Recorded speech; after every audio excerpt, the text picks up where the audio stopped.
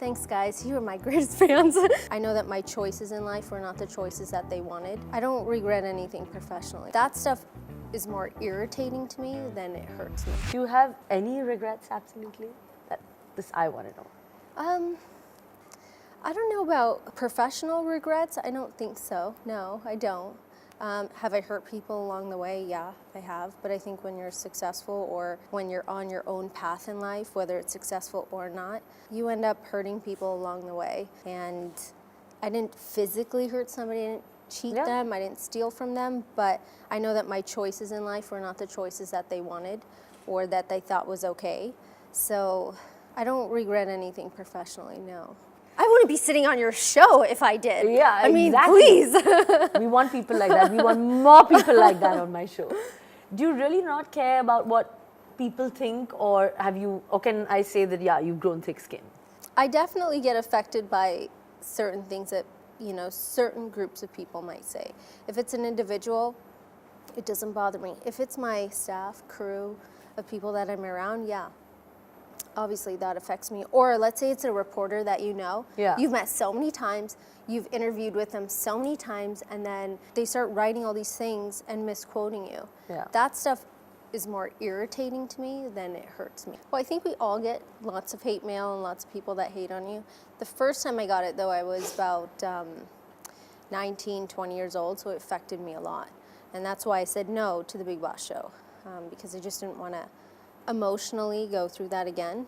And now, I analyze everything. I'm like, okay, let's put this in perspective. A, they went to my page. They're staring at it. Yeah. B, they are looking at the photo or comment, and now we're thinking about what they want to say. Yeah. Then, what do? They start typing. So they're still on my page. Yeah. Or they're still on your page. Yeah, exactly. Now they've started typing, they've spell checked, they've erased, they've rewrote, and now they're staring at the message. Some of them have written like long comments. Right. Yeah. Like, think about how much they're thinking about you.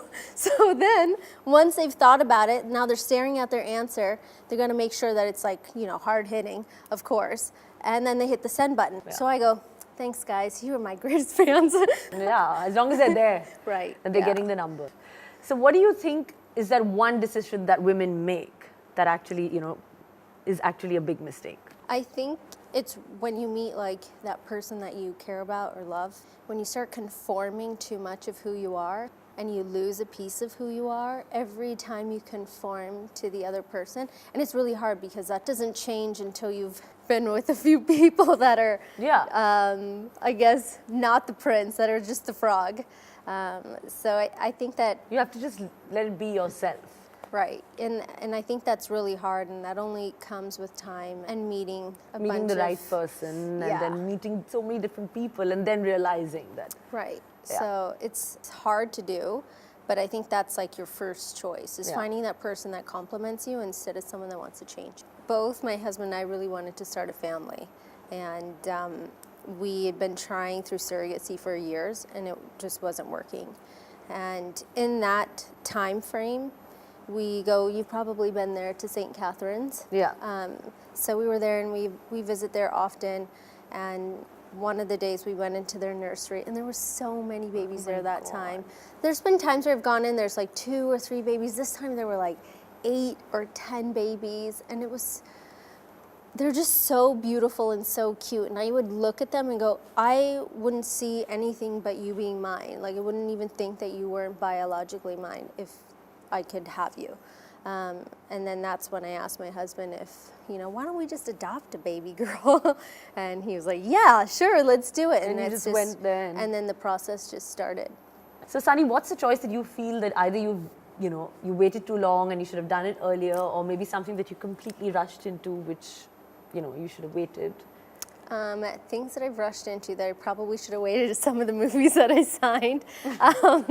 And, something that I really wish that I knew how to do was be social. I'm so bad. I wish that I would have started being social a long time ago.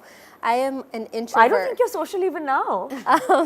I really wish that I had, there's those people, you're probably that person, but the person that walks in a room and somehow can flutter their way to all these different people, whether they've met them or not met them, but they're able to not socially awkward. I'm the socially awkward one that stands in that corner closest to the But bar. were you like that always? I've always been like that. Okay. So it's not And just back that you're now here in India and you don't have too many friends. Yeah, no, it's really, I really wish that I had that ability to do, and I would have started a long time ago on like not be socially awkward. And